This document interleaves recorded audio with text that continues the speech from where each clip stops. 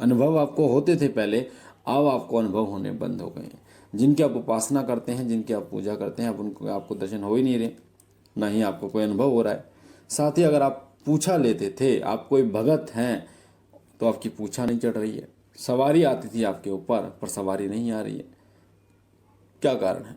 या सवारी आती है, वो बोल नहीं रही है। तो आज इन सभी प्रश्नों के उत्तर आज की वीडियो में मैं आपको देने आ रहा हूँ, इसलिए वीडियो को ध्यान से सुनना बारीकी से, ताकि आपको एक एक चीज़ समझ में आए।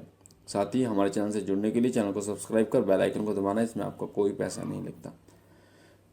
आपके पूछा का ना आना, अनुभव बंद हो जाना और दर्शन आपको ना होना, ये बहुत से ऐसे कारण होते हैं जो बताते हैं कि दिव्य शक्तियाँ जिनकी आप उपासना करते हैं, किसी कारणवश वो आपसे नाराज हो गई हैं। कोई ना कोई ऐसा कारण होगा जिससे वो नाराज है, और आपने ऐसी कोई गलती जरूर की होगी जिस गलती के कारण उनकी सवारी नहीं आ रही है, और आ रही है तो बोल नहीं रही है, या अनुभव नहीं हो रहे हैं आपको, या वो पूछा दे ही नहीं पा रहे आप।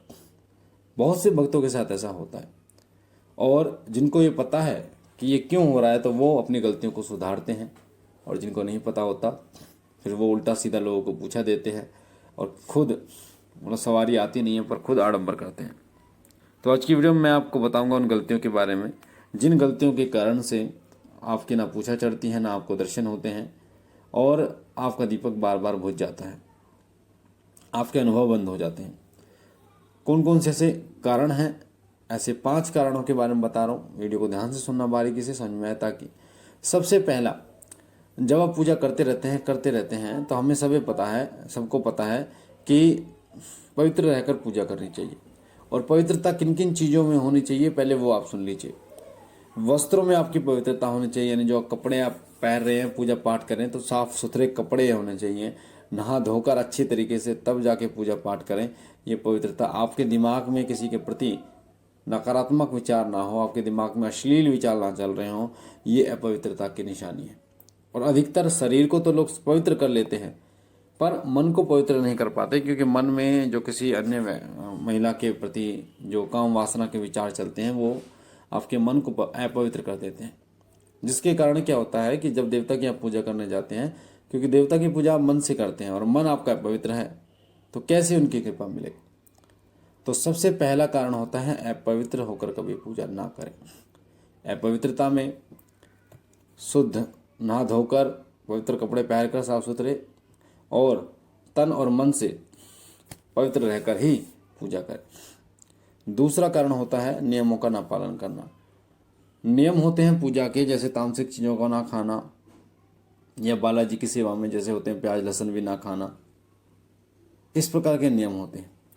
तो कई अलग अलग देवी देवताओं में कुछ नियम बढ़ भी जाते हैं, घट भी जाते हैं। बाकी तामसिक चीज़ों का सेवन ना करना, ये सभी देवताओं का एक नियम है, और पूजा पाठ समय पर करना, ये एक नियम होता है।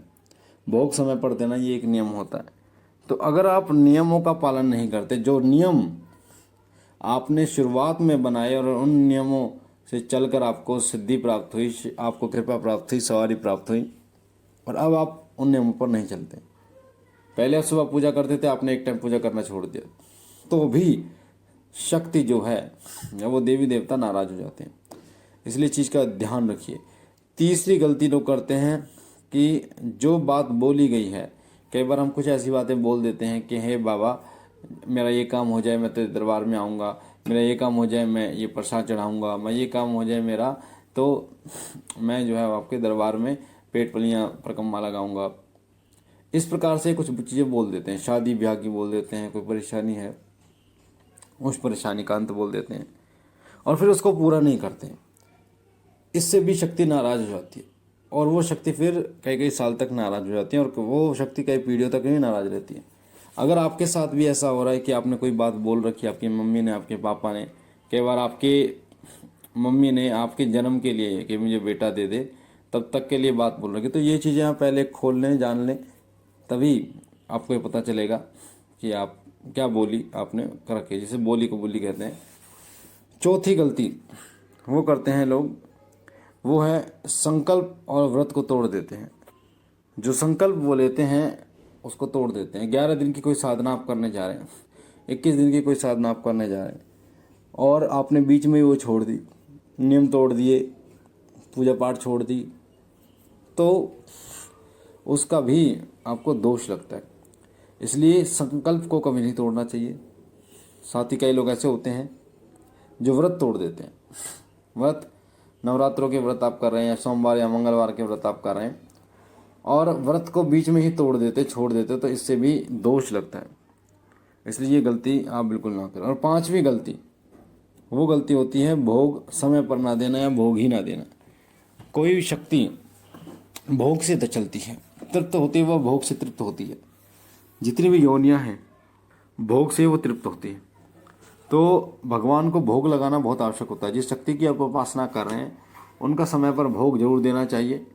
जैसे सोमवार बाबा भोलेनाथ का वार है, तो मैं भगवान शिव शंकर भोलेनाथ को सोमवार का भोग दूं।